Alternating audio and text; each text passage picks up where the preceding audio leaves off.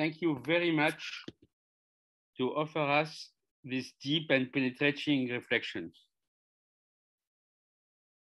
You gave us ways of understanding and thinking about the situation and the means to appreciate the challenges, those of African emancipation. Your approach highlights the situation and the challenges of the new period. It is a new period of decolonization, because decolonization, as you said, is not finished. The first phase, that of the independence of states, is more or less complete, with some notable exceptions, as for example, Palestine. The second phase is that of the liberation of nations and peoples. This proposal was already present in Bandung in 1955, when Chou En-lai declared, "The states want their independence, the nations want their liberation, the peoples want the revolution."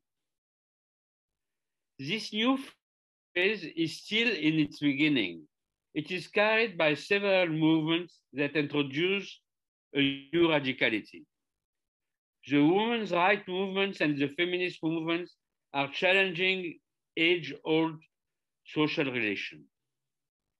The indigenous people movement is claiming a new relationship to the earth that radically contests colonization and slavery. The movements against racism and discrimination extend the total questioning of colonial relations and slavery. The evidence of the questioning by the new generation produces, in reaction, considerable violence and the expression of the extreme right. Nothing is won or lost. The contradictions are increasingly strong, and thank you to illustrate it with your text. So perhaps we can open the floor if you want to say something else before. If not, we will open the floor.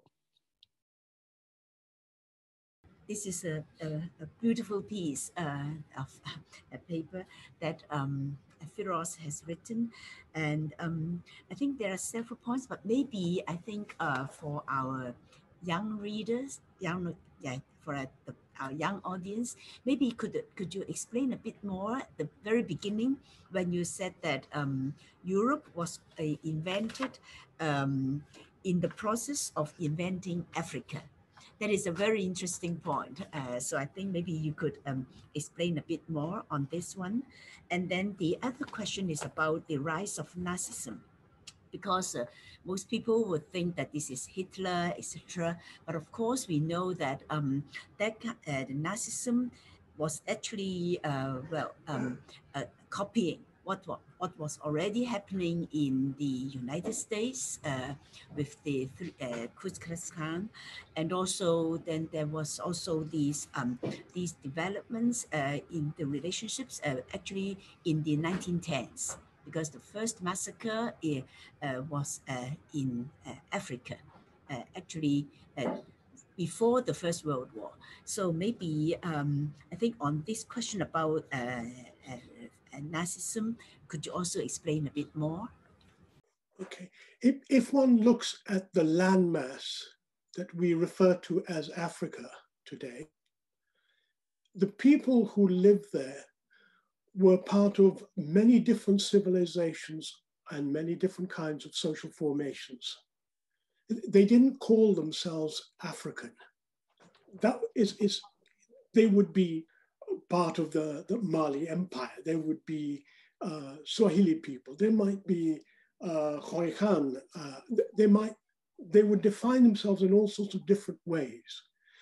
Even the word Africa, if one looks at the etymology of that word, it has people say that it comes from Afrikia, which the Arabic word, but that referred to only a very specific part of the continent around what today is Tunisia. the concept of Africa was not in existence, nor indeed was the concept of Europe in existence, except for one or two Arab philosophers who had posed the idea many centuries earlier, but it didn't exist as such. Europe became invented only by its colonial ventures. And its primary colonial venture was in the African continent, the theft, the capture, the theft, the shipping, and the killing of Africans. For them, the term Africa became a shorthand for everyone who lived on that landmass. It was they who invented that term and applied it, and it meant being less than human, being not human. Indeed, the Pope declared at the time that this was terra nullis. In other words, these are not humans. There are no humans here. These were animals. And so as a shorthand, they just simply called everyone African. But like happens in so many struggles, that when there are great struggles against oppression, the derogatory term used by empire, African as being less than human, is appropriated and used as something that is about the emancipation of humanity. And I think that was what happened in the especially in the post-Second World War period, where everyone wanted, all the parties across the country had the word African, the Kenya African National Union, ZANU, ZAPU, all these ANC, all had the word African because it was intimately tied to the idea of emancipation, of freedom, of the struggle against colonialism. And I think, we've seen that the term gay and queer were derogatory terms in the past.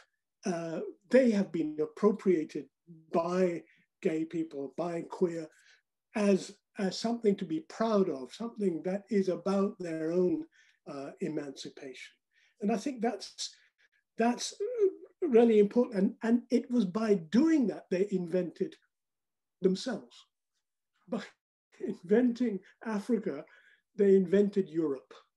And it gave a common bond for all the different nations across that were forming in Europe to engage in slavery, to rob, loot, to rape, and so on. But it also led to, because they had common interests, but they're also competing interests. And so we saw the wars between the different powers happening. And I think the mode of rule of colonialism had all the features of fascism. That is a dictatorship and the use of violence as a way of operating, but also has a social base. And I think the important point that Jose Jaffe points out is that the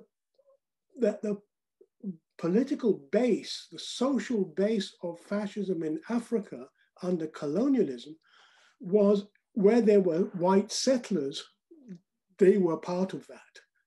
But what he brings into play is that in Europe, you had a working class movement that was benefiting from the looting of Africa, from the wealth generated by colonialism. They could gain a social democracy at the expense of the looting that is happening. So they, in a sense, because they want socialism at home, but let's keep the colonies going, let's have imperialism going. And so you see, for example, how little attention there is to what is going on around the world. If you look in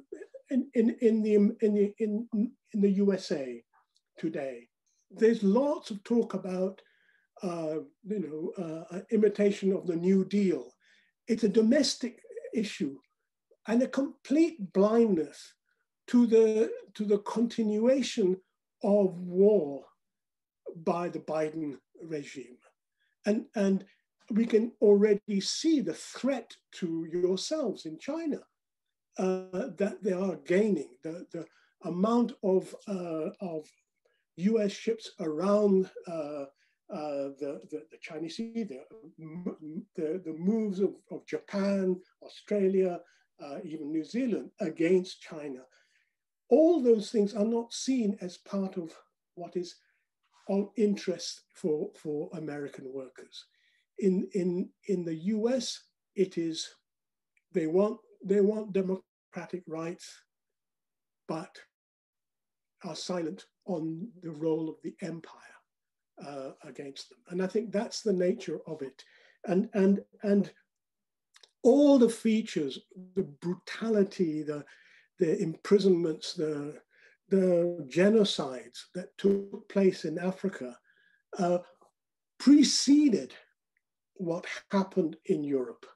The shock for Europe that anyone would do this to them.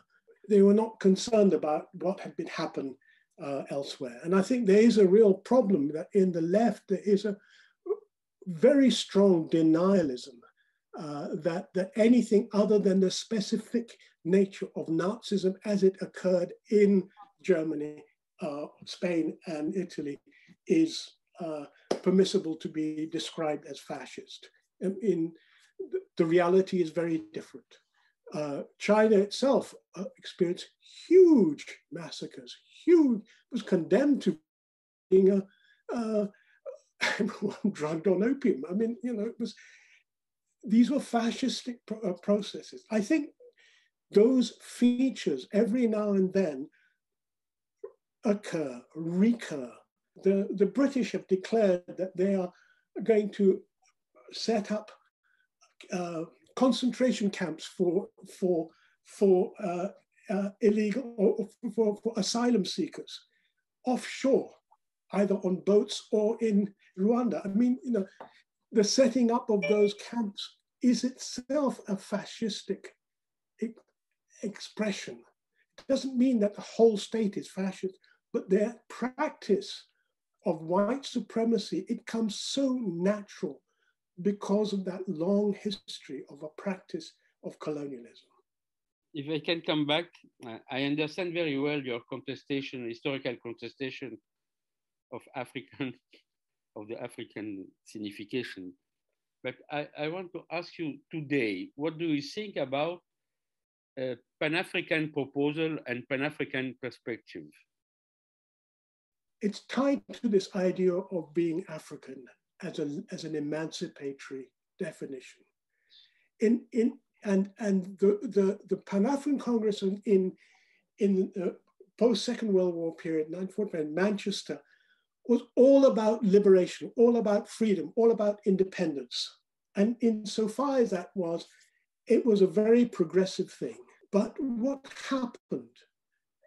It became expressed in the Organization of African Unity, and today as the African Union, as a club of the oligarchs, of the rulers who have themselves have no longer any interest in emancipation, but of looting. So what does Pan-Africanism mean today? For me, the most important thing that can happen is for connections between the struggles of those in the sacrifice zones with other struggles across the continent. That becomes for example, Abahlali Masmandola, one of the largest social movements in South Africa, its connection with, for example, the movement for social justice centers in Kenya. That connection is an expression of a solidarity between those from the sacrifice zone in one part of Africa with another. And it's crucial because solidarity is what love looks like on the streets. that's really what it is about. And a true Pan-Africanism is a Pan-Africanism which is connecting those in struggle for emancipation, those who are from the sacrifice zones, from the wretched of the earth. That connection is really important. I think counter to that is the Pan-Africanism of the sacred spaces, the oligarchs who connect with each other, who want free trade opening up in Africa so that they can expand their base of accumulation. It doesn't lead to, it doesn't solve, it isn't about the emancipation of humanity. It isn't about freedom. It isn't about justice. It isn't about dignity, except their own dignity. I think there is just too much romance about the term Pan-Africanism. It is more in need of being built than in existence today. Thank you, Firoze. So we have a question from the Chinese audience. Many questions. I will take them one after the other. The first one is, we have heard about Fanon, but not many others. No, in fact, you spoke very much of Cabral. Can you recommend some more African thinkers for us to read, and what are their main theses? If one looks at the literature that emerged in the struggle for independence, the post-Second World War period, you will see the names of people like Kwame Nkrumah, Julius Nyerere. You will see also the influence of African Americans from the US, C.L.R. James, of Du Bois. There are many. I mean, I would be happy to put together a sort of suggested reading list, but we should also look at the fact that these struggles continue today, and there are new voices being expressed, and a literature that is emerging from the struggles of today. And I've spoken about Abahlali Masmondolo, who are producing some really amazing literature themselves. In other words, ones coming from the wretched of the earth. But there are also philosophers who are quite well known. We are planning to celebrate one of the most important Ghanaian philosophers in existence, called Ato Sechi Otu from Ghana, philosopher, who has been a philosopher, who spent much of his life as a philosopher examining Fanon, but he has, in more recent times, looked to the whole African experience of Pan-Africanism as a source of his writing. There are, in addition to Cabral, there are also people who are talking about decolonization and Afrofeminism. Sylvia Tamale. There are thinkers such as Issa Shivji from Tanzania, Mahmoud Mamdani from Uganda. I mean, the list could go on. You can see behind me many of those books. And I think this is a really important question, but maybe best answered in writing and perhaps putting together a list. I've suggested to Kinchi and to Dade that we perhaps organize a course in the next period on this liberatory thinking in Africa, and we can then look and study certain publications and make them available, because I think there is a need for that kind of thinking to happen. There are also, often forgotten, but for example, the Kenya Land and Freedom Army in the 1950s fighting against the British. And they produce a huge amount of material. And we published recently, or republished recently, something written by Karari Njama in collaboration with Donald Barnett, called Mau Mau from Within, the story of the Kenya Land and Freedom Army. And I think these are the kind of texts which they are living texts. They're one that you get an understanding of what was going on, both the tragedies and the inspirations that arise from that. Thank you.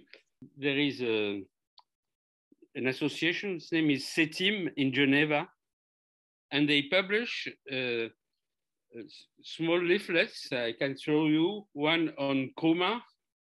Here is this one, on Nyerere, on Lumumba, on Tadar Haddad of Tunis. And so there is some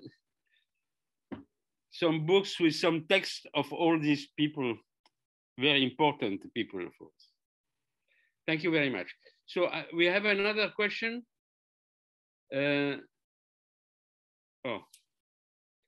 Are there any countries in Africa with good land reforms and socialist policies? From the point of view of the state, you probably say no, there aren't. But if one looks at it from the point of the wretched of the earth, there's some very interesting things going on. The whole question of land has been a central issue across the continent. And there are movements of the landless. There are movements of those who've been disenfranchised. And I think there's a lot of mythologies about Zimbabwe, but the work of Sam Moyo, who sadly was killed in an accident a few years ago in India, but his work on land reform in Zimbabwe and the extent to which, even though there were some smaller examples of sort of a corrupt allocation of land, there were some real experiments and real attempts at expanding and enabling farmers to become owners of land which had been appropriated by the colonial regimes. So I think, if one looks in those kind of examples, one looks in Tunisia for similar examples, there are struggles going on around the appropriation of land, which gives one hope. They don't necessarily manifest themselves today as socialist policies, unfortunately. Thank you. So we have another question from China. Could you please elaborate on the term universal humanity? Also, how can those in the sacrificial zone obtain emancipation, given that the gap with the sacred zone is widening, and also those in the sacrificial zone would want to be in the sacred zone? Very, very good questions. Okay.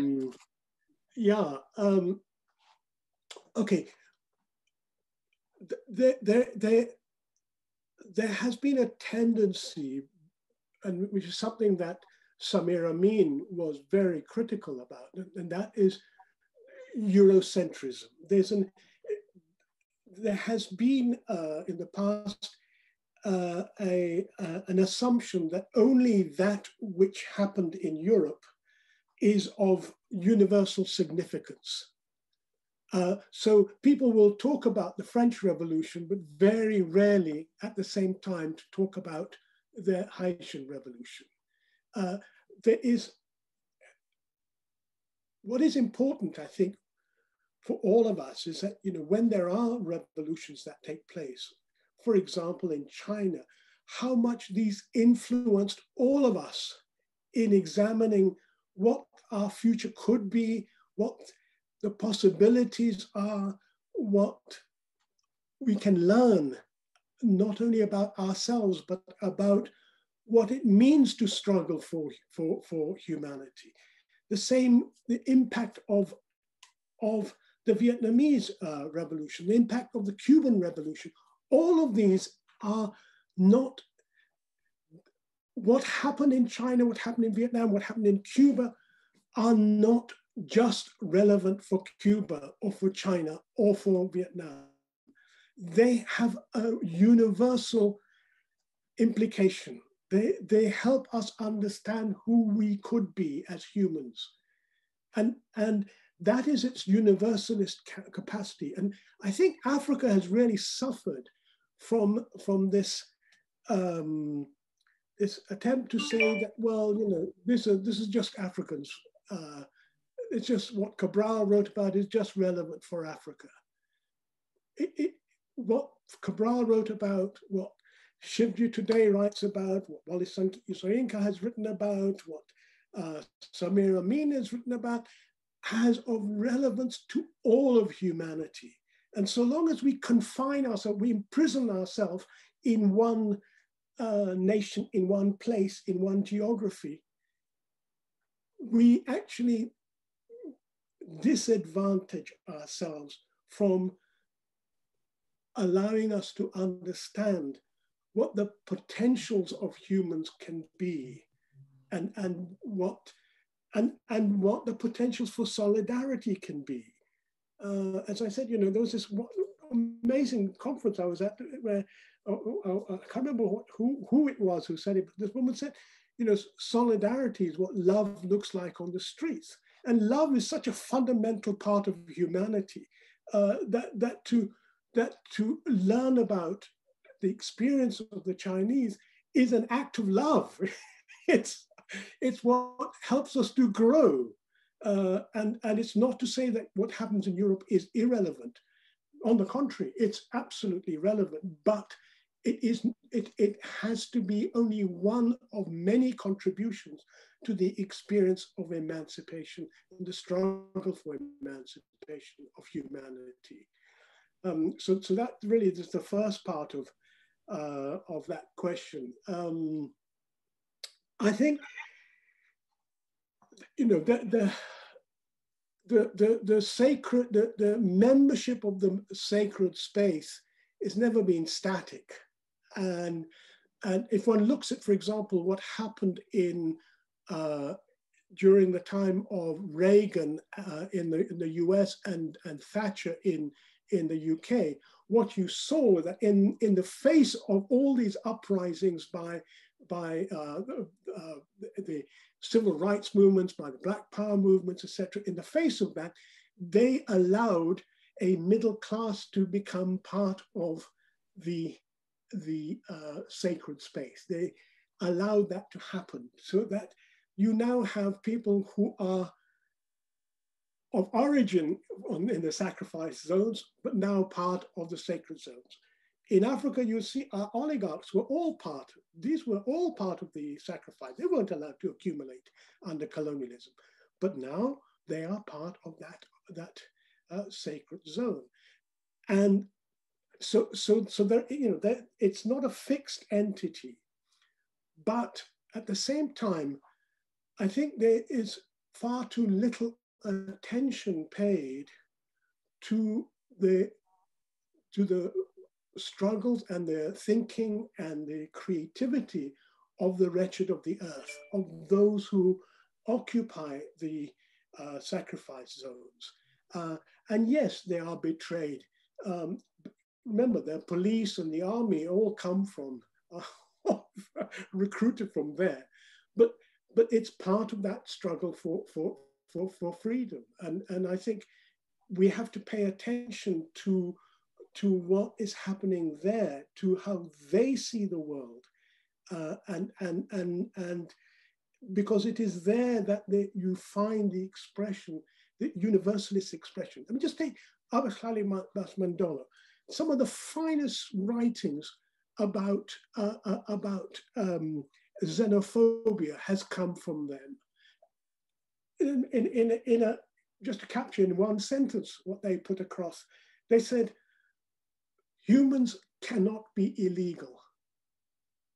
Okay, acts can be illegal, but humans cannot be illegal. And so they've said, no, we will welcome all people from anywhere in the world, anywhere in Africa, to be part of us. And I think to understand that these are shack dwellers who are fighting for just a place in the city to live in, because of the kind of struggles they've carried out, they can think in universalist terms. They can think about the importance of seeing us primarily first as humans, and secondly as whatever nation or inclination or whatever we may have. And that's really important, that there is an almost natural expression of a universalism.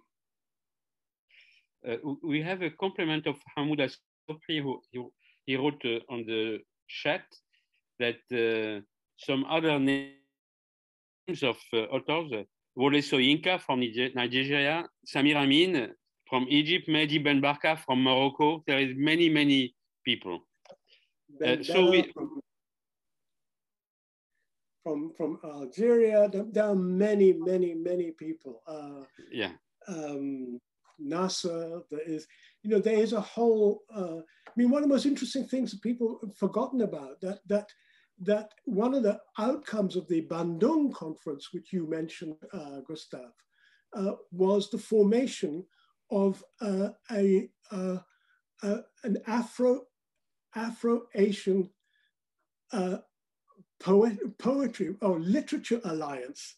And indeed, there's a book coming out, I hope in the next year, which is a collection of poems that were written by people across the African and Asian continent, which gives expression precisely to that. So there are many famous names to be included. And, I mean, I don't want to bore people with long lists.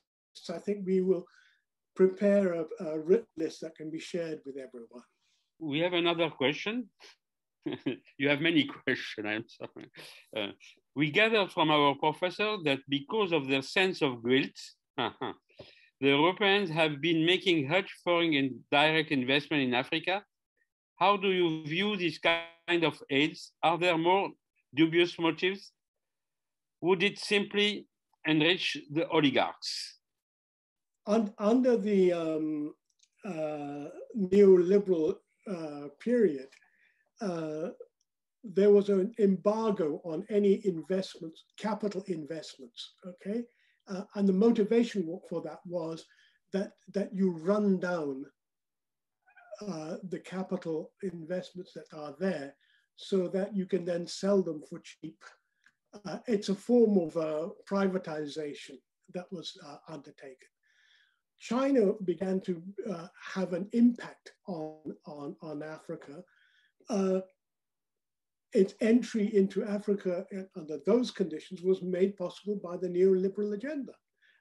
But they simply said, we'll break the rules. You want a hospital here, you want a football stadium there, you want a bridge here, you want a road here.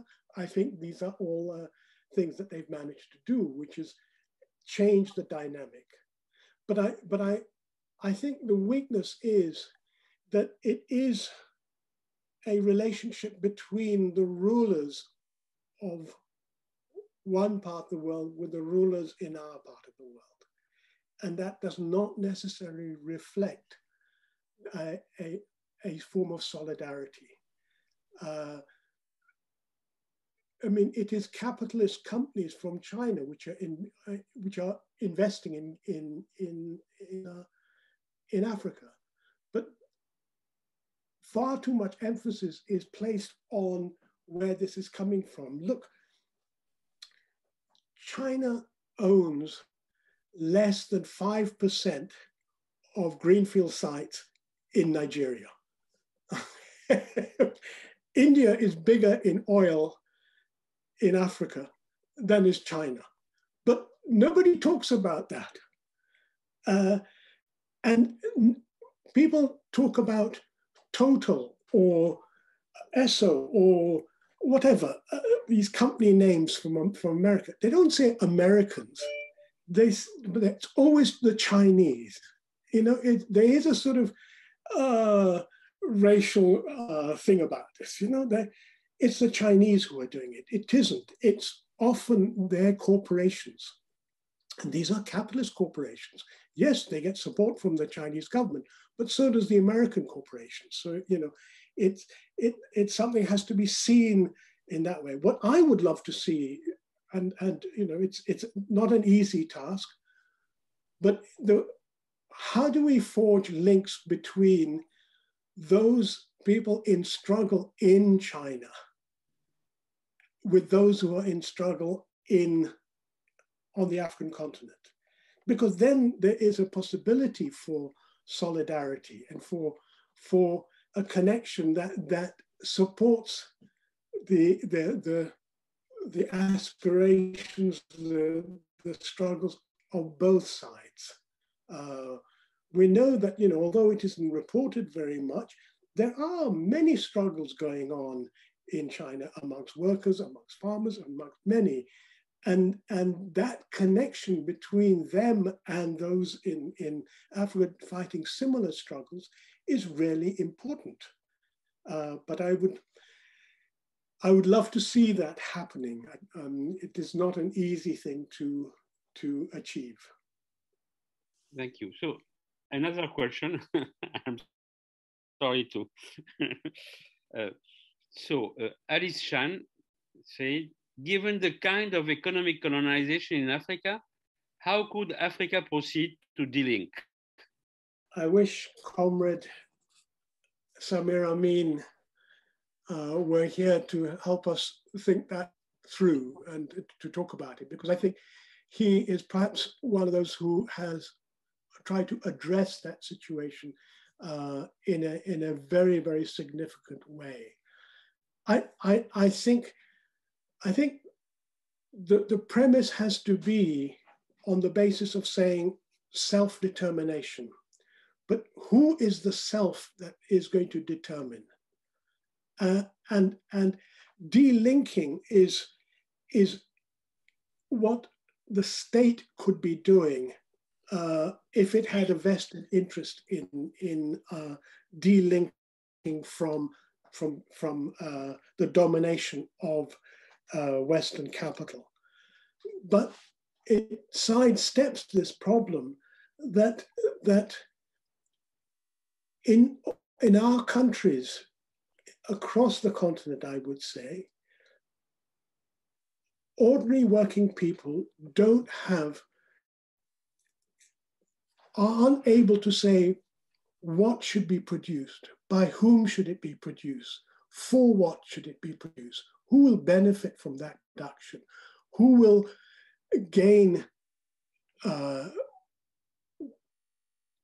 authority to use the surplus that is generated in the interest of our people. People like Thomas Sankara in Burkina Faso did a lot of thinking around this issue of saying, we must determine what must be produced. It must be a mass-based decision. It can't be just the elites doing it.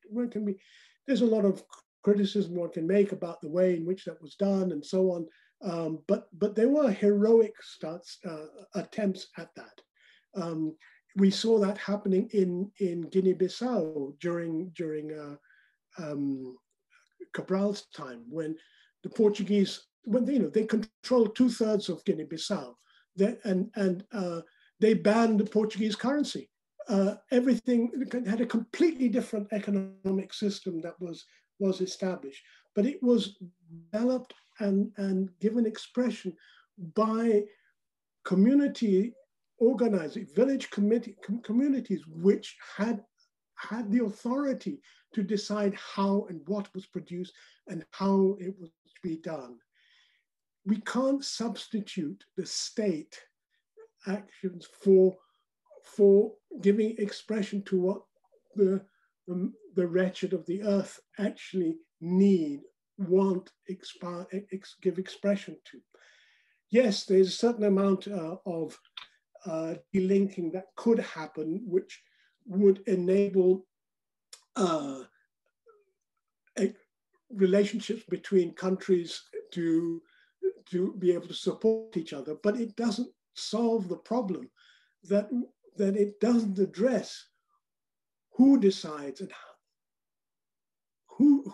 what do we produce, how do we produce, for whom do we produce, what methods do we use, who benefits. All these are key questions, I think, that need to be addressed at that point.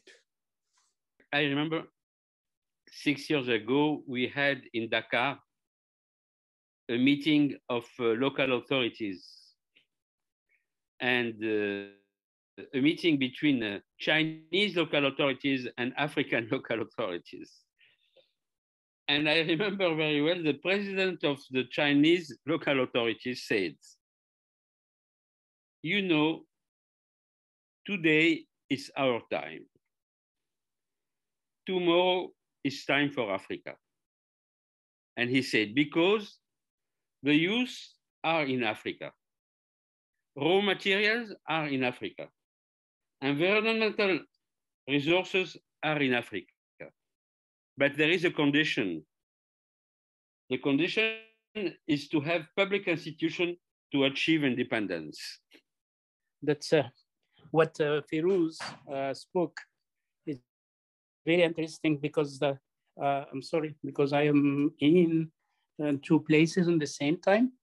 But I think that what Firoze said about decolonization, I think in North Africa or West Africa, there is a lot of movement now of decolonizing Africa and discussing about this situation. It's a very, for example, the vaccine. What happened with the vaccine, there's a lot of problem. Tunis, this morning, 10,000 people are affected by the corona and 300 people died. And 6 months before, they have nothing. And it's really, it's a problem in the same time with the economic problem and health problem and structural problem. And all these countries have a lot of debt. And we movements in Africa must discuss also this politic, because the debt is higher and we cannot pay it. It's for sure that we cannot pay it in 3, 4, 5, 6 years. But the multinational, European multinational, or American multinational, or Canadian, or Chinese multinationals are in Africa taking the resources. Maybe the difference between the Chinese help or support to African states is different than the Europeans, because there is no decolonization. There is no this, like a father and the son, or you are just close to that. I think it's very important that in this discussion that we have, as the discussion about the decolonization, a new decolonization, because there is a part in the 60s of the first decolonization. But now I think it's time that the movement in Africa and with our movement must think how we can change the situation. If you remember in 2011, Tunis, in Morocco, in Algeria, Libya, in Senegal, in Niger, there was a lot of uprising against the youth that are in the streets. But all this uprising in these countries, now it's like a dream. There is a lot of problem. The repression become a return back. The economy is very bad. Even in Tunisia, even in Algeria, you see what happened in Algeria. 2 years now on a strike in the streets. Every Friday, 2 years now, they did not stop. and the government take elections and two elections on 1 year, and the situation is still the same, remain the same. It's the same time, same thing in Morocco. There was a lot of pressure and oppression on the movement, on journalists and the human rights defenders, climate defenders. And you see all that in Africa. I think it's time to rethink what we can do together, because it's really important. I am not an academician. I am not from the university, but I am from the university. But I still work a lot with the grassroots movement and the mobilization with the child with the patient. And it's really important at that time that how we can rethink this decolonization, real decolonization, because we now need a cultural decolonization. We need economic decolonization. We need it's a really bad situation in Africa. And in the same time, it's hard to say that is not, we do 3 steps in 2011, and now we are back in the 60s and 70s and repression. And what Firoze said about the leaders, there is no more leaders like before. Maybe there is, I know a lot of them, but they are not known. The people don't know them. They are just known in their real countries. There is a new youth that write, women and men who write, who analyze the situation in that COVID, before the COVID, and thinking what we can do after that. Just my little contribution to the debate. Thanks a lot, Kinshi and Jad. Thank you, Hamoud. So perhaps I could add something on Egyptian situation. Well, Firoze explained us very well the counter-revolution of neoliberalism in the 1980s. I want to emphasize on the crisis of 2008, with the new crisis of climate and pandemic. After 2008, we had the Spring Revolution in Tunis and Egypt for the beginning, but it was a chain of revolution in the world, with the place of Tahrir, which was a wonderful moment. And in 20 and 30 begin a kind of reaction to counter-revolution, and it is the beginning of the austeritarism period, mixing neoliberalism and austerity. But the wave of revolution of 2011 is not over. If you look at the Iraq in Algeria, if you look at the Sudan, if you look what is going on now, for example, in many places of the world, one good news, for example, for the first time, it's a woman Mapuche who is president of the National Assembly of Chile. So there is a push of people liberation. And it is the fight with reaction. And it's a very hard fight. But as I say before, it is not lost. We have some hope, and we can see that people liberation can go on. Thank you. I think, first of all, Hamouda has raised an important point about the debt and the growing problem of African countries facing debt.